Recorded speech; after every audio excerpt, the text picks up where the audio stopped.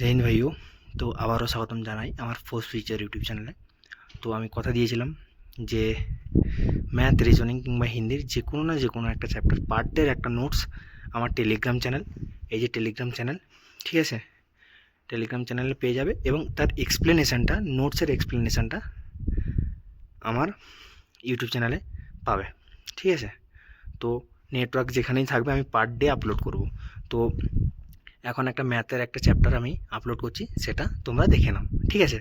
আর হ্যাঁ, force future 777 আমার Insta ID, ওখানে গিয়ে তোমরা যে কোনো সম্পর্কে মেসেজ করতে পারো, ঠিক আছে ভাইও।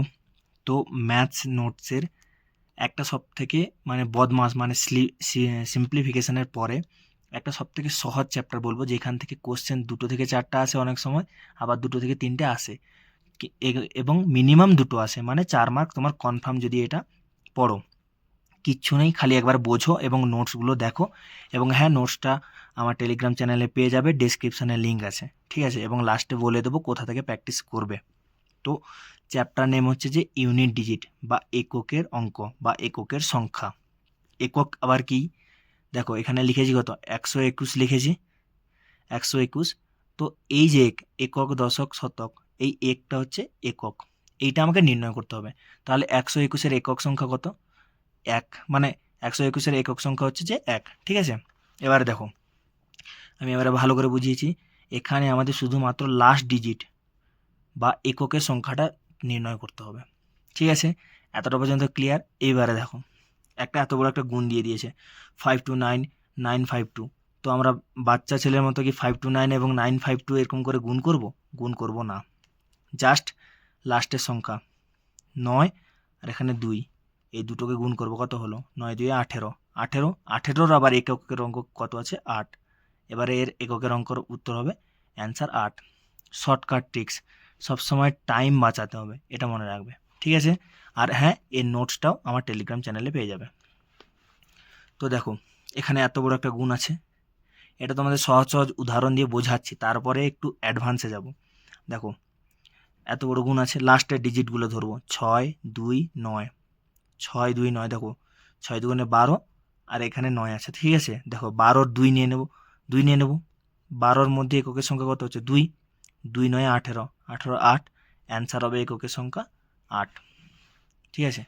এরপরে বলি, যে কোনো সংখ্যার শেষে যদি 0 1 5 6 থাকে, তাহলে তাদের পাওয়ার মানে কি, ধরো 6 2 5 মানে 625 টু দি পাওয়ার 1 2 3, ধরো এটা পাওয়ার থাকে, তাহলে যতই ঘাত হোক না কেন, মানে পাওয়ার যতই হোক না কেন, এটা আমার কোনো দেখার দরকার নেই, তাদের এককের সংখ্যা সেই সংখ্যাটাই হবে। মানে দেখো 0 1 5 6 আছে, তো দেখো এই রুলের মধ্যে কি বলছে, 5, লাস্টের সংখ্যা কি আছে, 5।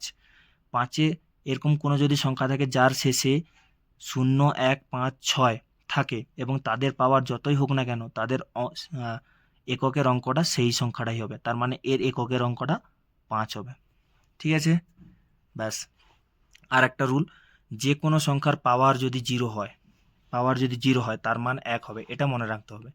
সে 1 কোটি টু দি পাওয়ার, সে যদি 1 কোটি টু দি পাওয়ার, মানে আমি লিখছি না, টু দি পাওয়ার যদি 0 হয় তার মান কিন্তু 1 হবে, ঠিক আছে।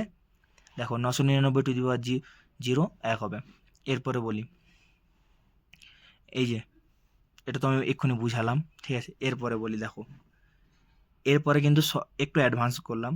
দেখো 526 টু দি পাওয়ার একটা যাই হোক মান আছে, এটা আছে টু দি পাওয়ার একটা যাই হোক মান আছে, এটা দেখে কোনো মানে ঘাবড়ানোর দরকার নেই। দেখো আমার রুলটা আমি কি জানি, 0 1 5 6 যেটা শেষে থাকবে তাহলে সেই সংখ্যাটা হবে।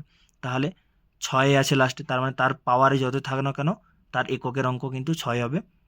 আর এই 5-এর পাওয়ারে যতই থাক না কেন এককের অঙ্ক কিন্তু 5 হবে। তাহলে 5 6 কত হলো, 30, 30-এর এককের অঙ্ক কত হচ্ছে, 0, তাহলে 0টা অ্যান্সার। এরপরে নেক্সট দেখো, এরপরে বলি, যদি পাওয়ারে 0 1 5 6 ছাড়া অন্য সংখ্যা থাকে কি করবে, যেমন 2 3 4 7 8 9, এগুলো থাকলে তো আমি জানি এককের সংখ্যা সেইটাই হবে, সে গুণ দিক ভাগ দিক যাই দিক। কিন্তু 2 3 4 7 8 9 এটা যদি থাকে তখন কি হবে, তখন হবে, দেখো পাওয়ার বা ঘাতটিকে 4 দিয়ে ভাগ করতে হবে।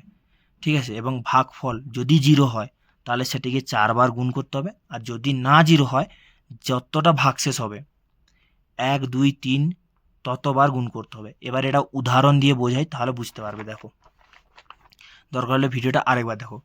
ঠিক আছে, 697 টু দি পাওয়ার 51 আছে। তো আমি কি বলেছি, এখানে 7 আছে, মানে 0 1 5 6 এই কোনো নম্বরটা নেই, কিন্তু 7 আছে। তো 7 টু দি পাওয়ার 51 আছে। ঠিক আছে, আমি এই আগের দিকে কি থাকলো আমার কোনো দেখার দরকার নেই, আমাকে এককের অঙ্ক নিয়ম মানে নির্ণয় করতে হবে।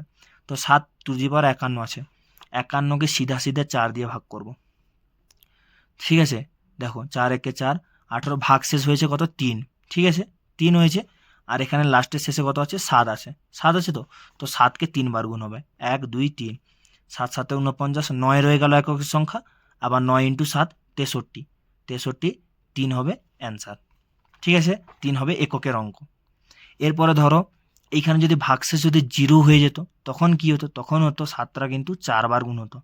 ঠিক আছে, 4 বার গুণ হতো। দেখো 7 7 49, এখানে 7 7 49, এখানে লাস্টে 9, এখানে 9 9 9 81 হচ্ছে, 81-এর 1 হবে এককের অঙ্ক, অ্যান্সার। বুঝতে পারলে? ঠিক আছে, সেম টু সেম এটাও একটা। দেখো এটা 8 আছে, তো 8 টু দি পাওয়ার 393 আছে।